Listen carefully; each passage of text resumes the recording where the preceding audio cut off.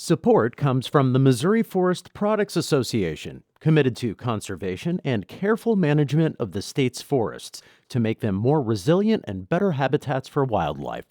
ChooseWood.com. This is St. Louis on the Air from St. Louis Public Radio. I'm Elaine Cha. Last Thursday, Ralph Yarl, a 16-year-old black teen in Kansas City, went out to pick up his younger twin brothers and went to the wrong house. Andrew Lester, the 84-year-old white man who resides at that wrong address, shot Yarl twice. And on Monday this week, the Clay County Prosecutor's Office charged Lester with 2 felony counts in Yarl's shooting. Joining me in studio to talk about it is Jason Rosenbaum, politics correspondent for St. Louis Public Radio. Jason, it's great to have you back again. Thank you for having me. Now, in a moment, we're going to talk about the state's stand your ground law, or castle doctrine, and whether it might apply in this case. But first, Jason, let's talk about an aspect of this shooting that I noted very intentionally in the introduction, and that is race. Jason, how is race relevant here? I think in this, it's especially relevant. Like on my phone right now, I'm reading coverage about how Mr. Lester's grandson said that he engaged in conspiracy theories, that he had been delving into racist tropes. So this isn't just like a unconscious situation where a white person sees a black person at their door and it's unconscious bias and thinking that they're dangerous. Mm-hmm. I don't know if that was the reasoning, but I think that adds another dimension to this story that's beyond that. Mm-hmm. But I also think that whenever a unarmed black person is killed, either by police officer, or in this case, just a person, it brings out a lot of trauma in communities like St. Louis that dealt pretty openly and I'm trying to think of the adjective here, had a wrenching reconciliation process over Michael Brown's death. Mm-hmm. And even though the situations are different, I think the trauma and pain, especially among people within black communities everywhere, but especially in Missouri, I just think gets busted open in a very raw way. Mm-hmm. Now, as we think about the role of place, there are several key wheres, right, that play into what happened, particularly as they pertain to the shooter's defense in court. So what are some of those other wheres? You've talked about it's happening here in Missouri. Mm-hmm. This is Kansas City, mm-hmm. but it's still within the same state as Michael Brown's killing back in 2014, as well as the almost innumerable shootings that have happened. Mm-hmm. So, it's happening at someone's front door. How is that relevant maybe to the way that people have been talking about this? I think it's different because a lot of times when we talk about these tragedies, which I think is the best way to put it, it happens in public. In the case with Michael Brown, it happened in a street. We've seen other instances where it happened in a car. Mm-hmm. But the fact that this happened at somebody's home and on a doorstep, I think creates a whole other dimension here. And but I also think that the fact that this is a very public instance of a black person being shot by a white person, I think it's the same type of, as I mentioned before, trauma mm-hmm. to people that have to witness this every day, especially black people. I remember after Ferguson, there was an NPR article about reporters that were covering Ferguson who were black, who had to keep reliving this trauma over and over again and how demoralizing it was. Mm-hmm. And I have to imagine that this is another situation for a broader community, just reporters, that is causing a lot of really raw feelings right mm-hmm. now. Now, since Andrew Lester, the shooter, was officially charged on Monday, and this all happened last Thursday, those charges are assault in the first degree and armed criminal action. Ralph Yarl, the 16-year-old who was shot twice and at least once in the head, still not sure where the second one landed, he's returned home. As awful as this may be, is there any reason to expect that Lester's case will be heard differently because Ralph Yarl survived, and miraculously by his family's account? I don't know. First of all, it's a hard question to answer without knowing like how much his cognitive abilities were affected. Right. So it's hard to answer that question. But obviously, in a situation where somebody shoots somebody and they're accused of doing it unjustifiably and illegally, it's better to have that person that was shot be alive to provide the witness testimony than the person to be dead and have to rely on other people. So I don't know if that's going to be the situation here. I have seen photos of Yarl with one of his attorneys looking, as you mentioned, miraculously, just at his house. Yeah. I think it's not really a political statement to say, thank God he's okay. Sure. I think it's okay for reporters to say that. Yeah. And, it might affect how this trial goes forward. And this last question here about Lester. He's 85, right? I think he's 84, 85. I'm not 100% sure, but he's elderly. He's 84, so he would qualify as elderly, as you say. Yeah. How do you think his age might affect the way things play out? That's a good question. I think it kind of affects like what type of charges get put forward, because if he gets like a 10-year prison sentence, that's effectively a life sentence. If he gets a 30-year sentence, I have a hard time believing he's going to live to 120 or 130 in prison. So I think as long as he is punished in a way where he is incarcerated for the crimes he's committed against, if he's found guilty, I want to make it clear, we don't know if that's going to happen. Everybody's presumed innocent before being proven guilty. His age means like any sentence is probably like a life sentence in prison. And that's definitely unusual compared to other situations. Well, this is something that I hope we'll get to explore a little bit further for many other reasons, too. Jason Rosenbaum is St. Louis Public Radio's political correspondent.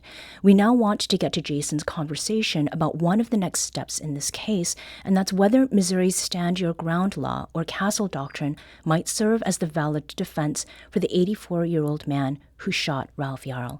Jason first asked SLU law professor Anders Walker to simply explain the Castle Doctrine.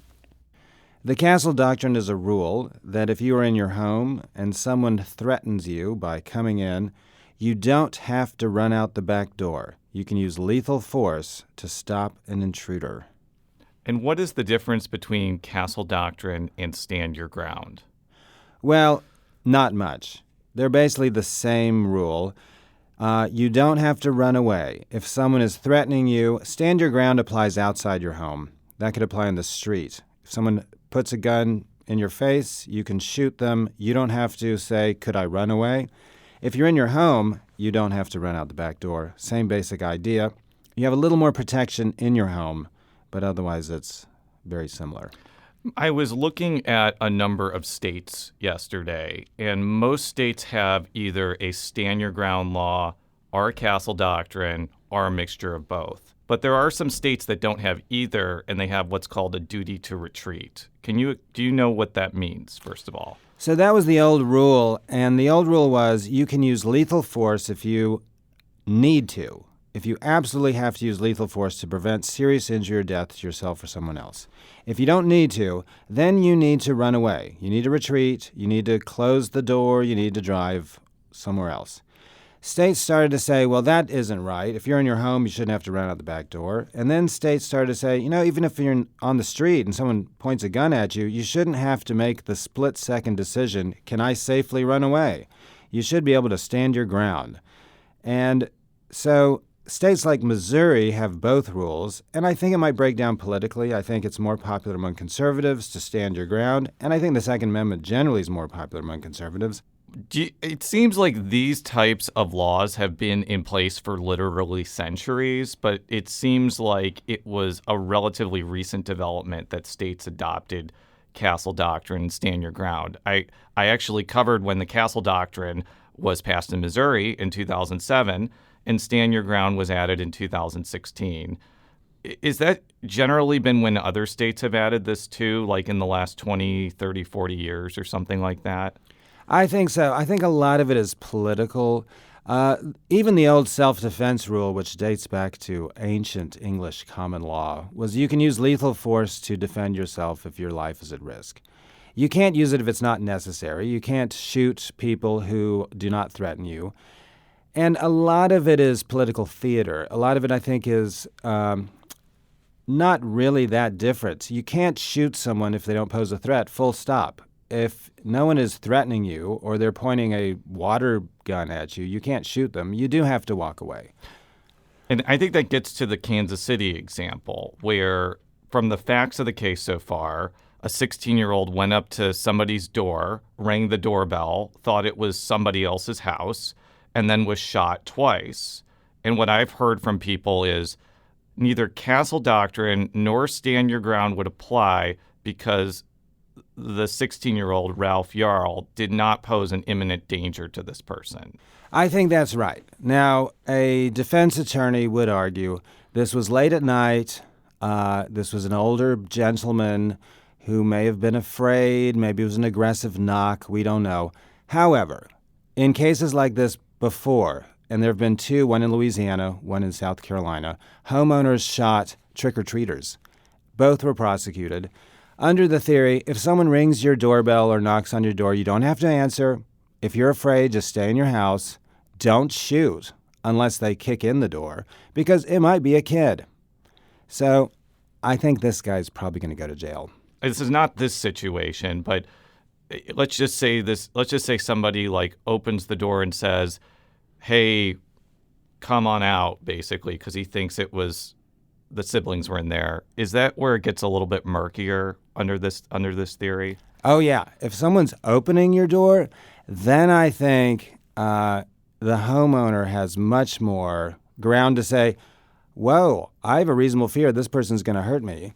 And I happen to live in Soulard. People knock on our doors all the time, often late at night. Sometimes they're intoxicated. Sometimes they're looking for a phone. We don't open the door. If someone's coming in, then I think the homeowner probably can say, look, I had a reason. It all goes to a jury. What's reasonable? Is it reasonable that this person was the Orchid Man, or is this person going to take something? It's interesting. I mentioned the 2007 Castle Doctrine law in Missouri, and obviously gun-related laws often provoke a lot of controversy. That bill passed, in the House, 130 to 20, which means a lot of Democrats voted for it. Yet castle doctrine and much more so stand your ground laws have become very controversial in recent years. Why do you think that they have engendered so much controversy among people that don't think they're good ideas? Well, I think the controversy really began with the Trayvon Martin case. And then I think it became part of a larger story about white fear, white aggression. Trayvon Martin, of course, was a kid. And I think whenever you have children who are shot, then that's going to draw a lot of media attention. And then most people don't have law degrees, so they don't realize, stand your ground castle doctrine is actually pretty much the old self-defense rule. If you are threatened and it is real, it's not fake, well, then you can use force. And if you have a fear that you might be seriously injured or killed, you can use lethal force. It's also gotten rolled up in the gun debate. And so we've got this big debate going on about the Second Amendment. Conservatives have really beefed it up. And then progressives, I think, want to see some more gun control. So I think there are bigger issues that have made these controversial. The law itself isn't that different from what it has always been. It seems like in the Ralph Yarl case, if the man that shot him ends up being convicted by a jury and either the stand your ground or castle doctrine defenses really just don't fly, it seems that would showcase that there are limits to both of those things, and that does not just give somebody an unlimited right to shoot somebody. If that scenario ends up playing out, is that basically the best takeaway from that situation in regards to those two theories? Yeah, I think that's right. If someone rings your doorbell in the middle of the night or knocks, don't shoot. Wait. See what happens. If they kick in the door, then I think you're okay to use lethal force. Anything else you'd like to add? Yeah, there's one thing. There's been talk about why wasn't the defendant charged with attempted murder. And the reason for that is, in Missouri, first-degree assault, which is the charge, actually bears a heavier penalty. If the victim is injured, it is a Class A felony as opposed to a Class B felony for attempted murder. So the prosecutor in Kansas City is throwing the book at this individual, and a first-degree assault charge is quite serious. That's SLU law professor Anders Walker talking with St. Louis Public Radio political correspondent Jason Rosenbaum. They were discussing the shooting last week of Ralph Yarl, a 16-year-old black teen in Kansas City. Yarl was picking up his younger twin brothers but had the wrong house, and he was shot twice by an 84-year-old white man. That man, Andrew Lester, now faces 2 felony charges. Today's episode was produced by Alex Hoyer. Audio engineering and podcast design by Aaron Dork. Our production intern is Avery Rogers. Our executive producer is Alex Hoyer. St. Louis on the Air is a production of St. Louis Public Radio. Understanding starts here. Our podcast proudly supports St. Louis artists by using music from Life Creative Group.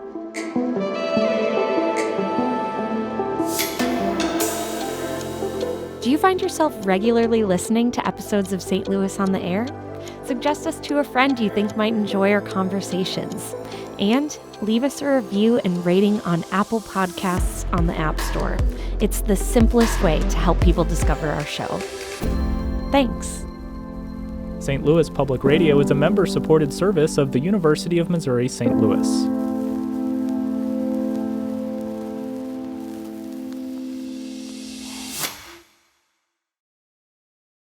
Support comes from Missouri Forest Products Association, committed to sustainable and sound conservation of the state's forests, which support more than 41,000 Missouri jobs, resulting in a $10 billion industry. ChooseWood.com.